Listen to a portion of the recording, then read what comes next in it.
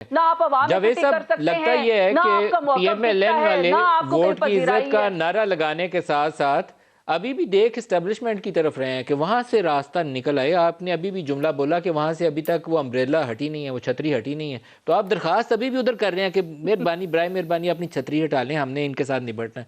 تو آپ ابھی کچھ کر نہیں سکتے، اس کا مطلب یہی ہے.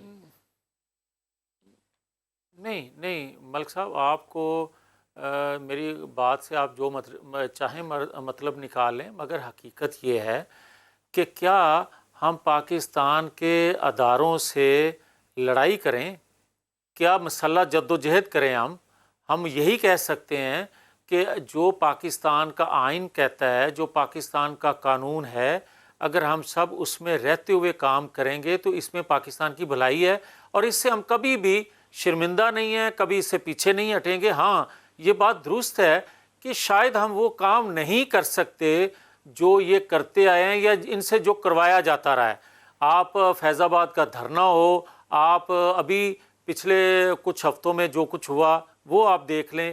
اگر یہ کوئی خواہش کرتا ہے تو یہ ہم کر نہیں پائیں گے، یہ کسی صورت ہم کریں گے نہیں، وجہ کہ ہم پہلے ہی وہاں آ کے کھڑے ہو گئے. ہاں، یہ بات دیکھیں درست ہے سیاسی کہ طور میرے پر جیسا جو نو ورکر جو ہے، کانفیڈنس ہے وہ ایک اپوزیشن کا ہتھیار ہوتا ہے اور اس کا آئینی طریقہ کار ہے. اس کے لیے آپ کو اداروں سے کوئی مسلح جدوجہد کی ضرورت نہیں ہے.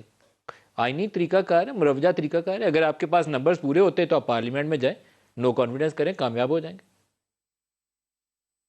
دیکھیں ندیم ملک صاحب، آپ کو یاد ہے کہ سینٹ میں ہماری واضح اکثریت تھی اور عدم اعتماد ہم نہیں کر سکے تھے. اس کی وجہ کیا ہے؟ سب کے علم میں ہے. آپ کو یہ پتہ ہے کہ بلوچستان میں ہماری حکومت تھی اور کس طرح ہماری راتوں رات حکومت گرا دی گئی. آپ نے دیکھا کہ ابھی ریسنٹلی بلوچستان میں جو ایک اتحادی حکومت تھی وہ کس طرح ختم ہوئی اور کس طرح نہیں بن گئی اور کون آئے لوگ. اسی طرح میں آپ کی خدمت میں یہ عرض کر رہا ہوں کہ میں کوئی بھیک نہیں مانگ رہا، میں کسی سے مدد نہیں مانگ رہا. میں تو یہ کہہ رہا ہوں کہ خدا کے لیے پاکستان کے آئین کو مانا جائے. آپ مسنگ پرسن کا ذکر کر رہے تھے، آپ کرپشن کا ذکر کر رہے تھے. عدالتوں میں جو فیصلے آ رہے ہیں آپ ان کے حوالے سے بھی دیکھ لیں، جو احتساب کا حال ہو رہا ہے، یا آپ پاکستان کے اندر گورننس کا حال دیکھ لیں.